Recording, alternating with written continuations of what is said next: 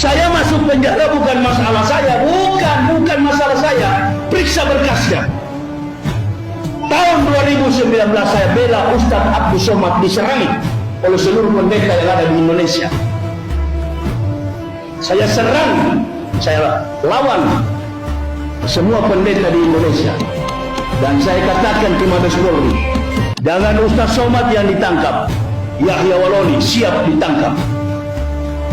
Hanya kena bela kawan.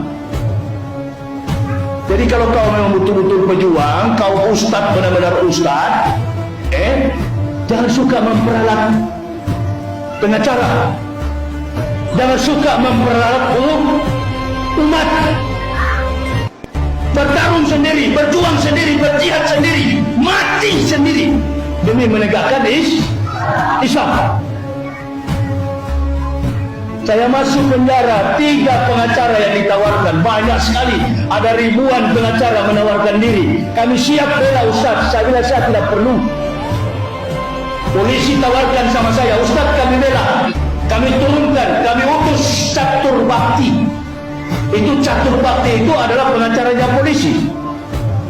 Saya katakan saya tidak perlu bela, saya tidak perlu BH, penasihat hukum. Jaksa Agung menawarkan sama saya, kami juga Ustaz ingin menawarkan lawyers, pengacara supaya bela Ustaz. Saya katakan percuma Pak Jaksa Agung, tetap saya tidak terima semuanya. Saya hadapi masalah ini dengan cara saya sendiri, hanya bergantung kepada Allah. 14 pengacara jasa penuntut umum menyerang saya. Kebanyakan orang Manado, orang Batak yang notabene bukan beragama Islam. Mereka mengutak-atik saya, mereka menyerang saya.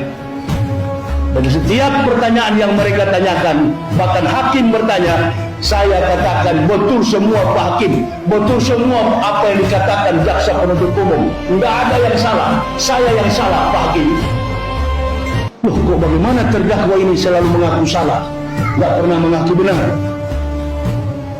Karena saya tahu yang benar itu hanya di hadapan Allah. Biarkan nanti Allah yang bela, nanti Allah yang bela. Saya tidak punya kenalan satupun, polisi saya tidak punya kenalan, jaksa tidak punya kenalan, hakim apalagi tak punya kenalan. Dari sekian banyak orang di Mabes Polri yang dihukum, hanya 1 yang paling ringan hukumannya, Yahya Waloni, cuma 5 bulan.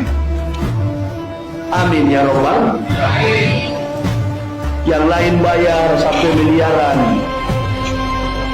Bahkan masih ingat kasus Ahok, sama pasalnya sama, 156A, penista terhadap agama orang lain. Roh Kudus saya rubah jadi Roh Kudis. Itu dia. Matius, Markus, Lukas, Stefanus, Stetanus, Spiritus, Capticus. Itu.